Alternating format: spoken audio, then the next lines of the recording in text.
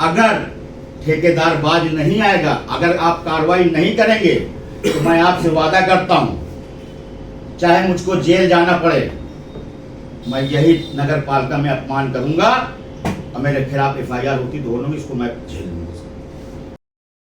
तो सुना आपने, ये हैं अहमदगंज के सभासद मोहम्मद आरिफ गुड्डा, जिन्होंने नगर पालिका के अधिशासी अधिकारी को ज्ञापन सौंपा और इसके साथ ही एक बड़ी चेतावनी भी दे दिया। जी हाँ, फतेहपुर नगर पालिका परिषद के सभासद मोहम्मद आरिफ गुड्डा के नेतृत्व में 15 सूत्री मांगों को लेकर अधिशासी अधिकारी को ज्ञापन सौंपा गया। इस दौरान मोहम्मद आरिफ गुड्डा ने साफ लफ्जों में कह दिया कि नगर पालिका में असेसमेंट में जो कार्रवाई हो रही है उसमें खता होने की मांग की जाती है, जिसका कोई औचित्य नहीं है। इसके साथ ही ईदगाह रोड त्योहार के पूर्व बनना चाहिए था, वो क्यों नहीं बनाई गई। कालकन रोड, जिसमें सिद्धपीठ कालकन मंदिर का स्थान है, बारिश के कारण जलभराव से नाली ऊंची है, सड़कें नीचे हैं। ऐसी स्थिति में जनमानस को काफी कठिनाइयों का सामना करना पड़ रहा है। ज्वालागंज वार्ड में तालाब का सुंदरीकरण हेतु प्रस्ताव दिया गया, किंतु अभी तक कोई भी कार्रवाई नहीं हुई। नालों की सफाई जो कराई जा रही है वो ठीक प्रकार से नहीं कराई गई, अभी भी नालों में सिल्ट भरा हुआ है। इसके साथ ही ग्राम समाज विभाग लिपिक द्वारा मानचित्र पास होने के लिए उक्त विभाग के लिपिक से रिपोर्ट न लेकर अन्य लिपिक की रिपोर्ट ली जाती है। इन लोगों ने कहा कि 1 हफ्ते का समय दिया जा रहा है, अगर नगर पालिका प्रशासन इस पर कोई सकारात्मक कदम नहीं उठाता तो नगर पालिका के अध्यक्ष के खिलाफ आंदोलन चलाया जाएगा। इस दौरान सभासद काफी उग्र दिखे। मोहम्मद आरिफ गुड्डा व राधानगर के सभासद अरुण यादव सहित तमाम अन्य सभासदों ने साफ लफ्जों में कह दिया कि नगर पालिका के भ्रष्टाचार की पोल 1 सप्ताह के अंदर खोली जाएगी। जी हाँ, इस दौरान नगर पालिका परिषद के अधिशासी अधिकारी रविंद्र कुमार ने कहा कि जिन बिंदुओं को लेकर के सभासदों ने ज्ञापन सौंपा है उन बिंदुओं की जांच कराई जाएगी और अगर कोई भी लिपिक दोषी है तो उसके खिलाफ सख्त से सख्त कार्रवाई की जाएगी।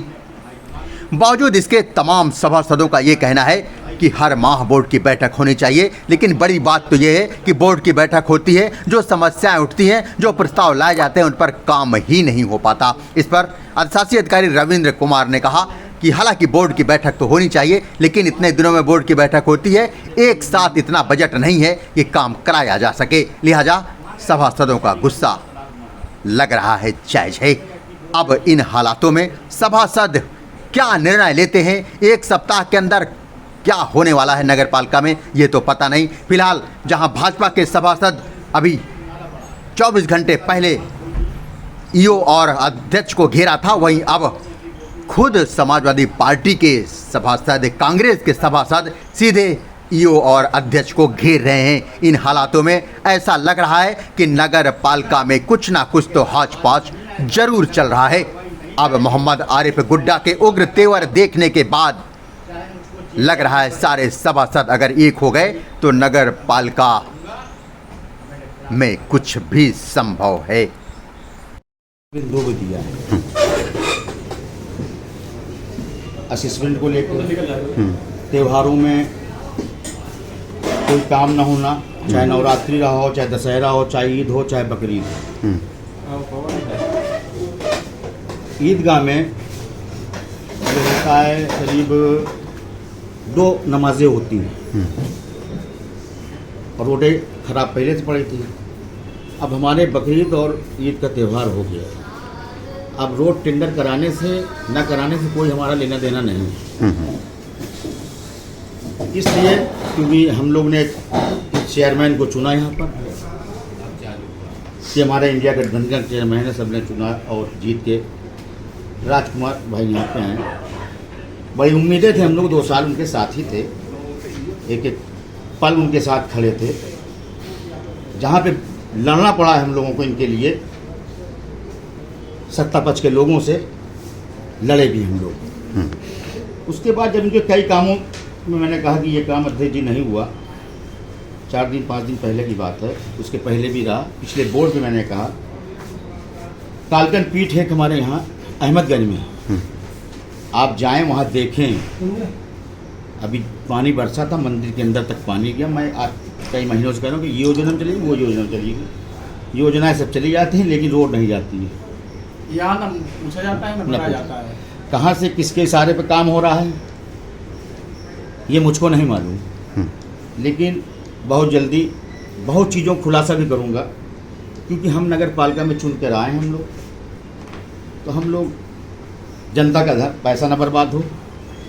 असिस्मेंट में जो असुविधाएँ, पढ़े लिखे चेयरमैन होने के नाते उनसे मैंने कई बार असिस्मेंट के लिए वार्ता किया कि अध्यक्ष जी ऐसा है कि असिस्मेंट में जनता को बहुत दिक्कतें हो रही हैं, आप रजिस्ट्री के आधार पर मालिकाना हक दर्ज करें, और क्योंकि केवल टैक्स के लिए होता, मालिकाना हक नहीं होता है। तो उन्होंने कहा हाँ सही, मालिकाना हक नहीं होता है। उसके बाद भी नियम वही लागू किया इन्होंने, अपना कानून लागू किया, जिससे जनता भटक रही है। ग्राम समाज की रिपोर्ट लगाने के नाम पर 10 से 15 हज़ार रुपया लिया जा रहा है। इसके साथ है मैं हलफनामा लोगों से दिलवा दूंगा, किसने मांगा किसने। तो ये नगर पालिका कौन करा रहा है, कौन भ्रष्टाचार इतना करा रहा है यहाँ पर? अध्यक्ष जी कहते हैं मुझको ऐसा कुछ नहीं है, तो इसके मतलब यहाँ कोई ऐसी शक्ति है जो आड़ में भ्रष्टाचार को बढ़ावा दिए है और वो अनजान बन रहे हैं। जवाबदेही लेकिन नगर पालिका चेयरमैन की होगी, हमारे प्रशासनिक अधिकारी अधिशासी अधिकारी को होगी। क्या आगे की क्या रणनीति है, कैसे एक हफ्ते का हम लोगों ने अल्टीमेटम दिया है। अगर एक हफ्ते में नहीं होता है, इसके पहले प्रेस कॉन्फ्रेंस होगी, क्योंकि बहुत से मामले घोटाले के हैं। घोटाले को भी ज़्यादा मैं 14-15 बिंदु पूरी बात ना करके लगभग 60 ट्यूबवेल फतेहपुर शहर नगर पालिका में लगे हुए हैं। ऑटोमेशन अभी कराया गया था, पर ट्यूबवेल 5 लाख रुपया खर्चा किया गया। 5 लाख खर्चा किया, परंतु पूरे शहर में बालू युक्त पानी मिल रहा है। जल ही जीवन कहा जा रहा है, लेकिन जीवन के साथ खिलवाड़ हो रहा है। ये होने नहीं देंगे। 3 करोड़ के 2.5-3 करोड़ के बीच में ये घोटाला है। इसकी जवाबदेही यो साहब की होगी, डीएम साहब से इस तरह से जांच होगी, शासन इस तरह से मैं जांच कराऊंगा, हम सब मिल के जांच कराएंगे। जनता का पैसा आखिर गया तो गया कहाँ, अब पानी भी नहीं मिल रहा है। एक बार उसका रूम नहीं बनाया गया और उसको मुख्य लाइन है उसमें जोड़ा नहीं गया। ये सभासद जी हैं, कई बार मौखिक रूप से लिखित रूप से उन्होंने कहा, लेकिन इनकी बात को दरकिनार किया जा रहा है। लोग त्राही मामा चाहे पानी की दिक्कत सबसे बड़ी समस्या है। 4 महीने से मेरे वार्ड में ट्यूबवेल चल रहा है, जिसमें अभी तक कोई ऑपरेटर नहीं। मैं अपना लड़का भेजता हूँ अपने पास, उसको पैसा देता हूँ, 4 महीने से वो ऑपरेटिंग करता है, कोई वहाँ पे लड़का नहीं लगाया गया ऑपरेटर के लिए। पिछले बोर्ड की 2 बैठकें अब तक हो चुकी हैं कि उस आपके आने के बाद उन 2 बोर्डों में जो पिछले बोर्ड की बैठक हुई थी उसमें जो काम पास हुए थे, आज तक उन कामों का क्रियान्वयन नहीं हो पाया। जो इस बोर्ड की बैठक हुई थी, इस बोर्ड की बैठक के बाद आज तक अभी तक कोई प्रस्ताव लोगों से नहीं दिए गए। देखिए, बोर्ड बैठक यहाँ पे जो है, जैसे शासनादेश में और एक्ट में व्यवस्था है कि या तो प्रतिमा हो या अधिकतम 3 महीने में बैठक हो जी। यहाँ बैठकों का जो कल्चर है वो साल भर में एक बैठक होती है। अब साल भर में एक बार बैठक होगी तो पूरे साल का प्रस्ताव एक साथ आ जाएगा। और अगर सारे प्रस्तावों का आप एस्टिमेट लगाइए तो कम से कम 400-500 करोड़ का इकट्ठे जो है काम है जी। तो नगर पालिका के पास इतना बजट नहीं है 400-500 करोड़ का।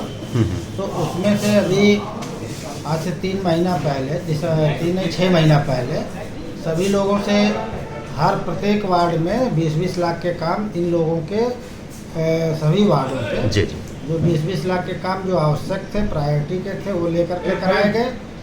फिर अभी बोर्ड में प्रस्ताव पास हुआ कि अब की कुछ वार्डों में 30 लाख और शेष वार्डों में 50 लाख के कार्य जो है लेकर के कराए हैं। तो जो उपलब्ध धनराशि है उसके अनुसार बोर्ड के प्रस्ताव जो पारित हुए हैं उन्हीं कार्यों पे धनराशि व्यय की जाएगी, वही कार्य कराए जाएंगे। और यह जो ज्ञापन दिया गया है या ज्ञापन में चूँकि ढेर सारे बिंदु हैं तो सारे बिंदुओं का जो है अब बिंदुवार जलकल की बात आई है, सफाई की बात आई है, निर्माण की बात आई है, तो उसके भ्रष्टाचार की भी बात इन्होंने उठाई, भ्रष्टाचार की बात आई है टैक्स में जी जी। तो इन सारे बिंदुओं का, क्योंकि इन्होंने खुद ही बताया कि 1 सप्ताह का समय दिया गया है, तो अब इसमें सारे पटल के जो भी जिम्मेदार लोग हैं, चाहे टैक्स सुपरिटेंडेंट हैं, जेई जलकल हैं, जेई निर्माण हैं, सब सेंट्री इंस्पेक्टर हैं, सबको बुला के इस बिंदुओं पे सबसे जवाब लिया जाएगा और वास्तव में जो दोषी होगा उसके विरुद्ध कार्रवाई की जाएगी जी। और इस जो जनहित के कार्य है उनको कराया जाएगा। Thank you.